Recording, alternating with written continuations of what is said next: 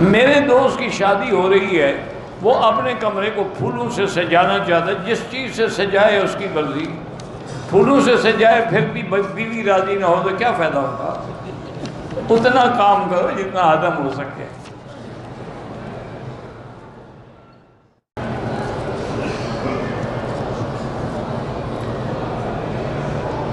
غلاف کعبہ پہ نام لکھنا ناجائز ہے، غلاف کعبہ کو بوسہ دینا بھی ناجائز ہے، کعبۃ اللہ کے دروازے کو یا چوکھٹ پہ ہاتھ لگانا وہ بھی صرف ملتزم پہ سنت ہے۔ اگر کسی نے اپنی بیوی کو خواب میں کسی سے زنا کرتے دیکھا، کچھ نہیں ہوتا، خواب خواب ہوتا ہے، بالکل ذکر کرنے کی بھی ضرورت نہیں ہے۔ مطاف سارا قبولیت کی جگہ ہے، سب سے اہم جگہ ملتزم ہے، اس کے بعد مقام ابراہیم ہے، پھر حتیم ہے۔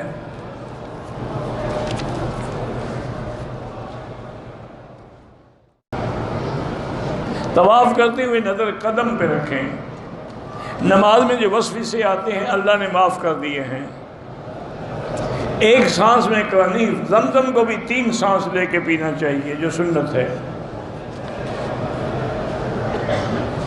بہرحال جتنے علماء ہیں پاکستان میں ہیں، ہندوستان میں ہیں، عرب میں ہیں، عجم میں ہیں، اللہ ان کی قدم قدم پہ حفاظت فرمائے۔ کسی خاص مقصد کے لیے بھی طواف کر سکتے ہیں کہ اے فلاں بیمار ہے یا اللہ شفا عطا فرما۔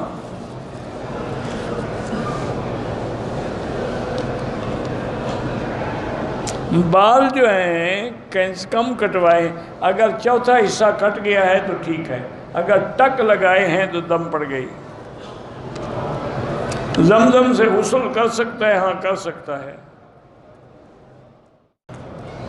نافرمان بیوی جو ہے وہ فرما بردار ہو جائے، 2 رکعت نماز پڑھ کے اور اللہ کے نام ہے یا لطیف و یا ودود، اس کی ایک ایک تسبیح پڑھ کے روزانہ دعا کیا کریں کہ اللہ اس کو فرما بردار بنا دے۔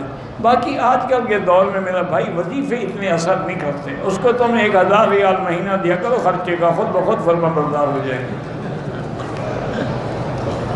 دیکھو نا، کوا بیٹھا ہو یا پرندہ بیٹھا ہو، اگر آپ روٹی کا ٹکڑا ڈالیں وہ آئے گا کہ نہیں آئے گا؟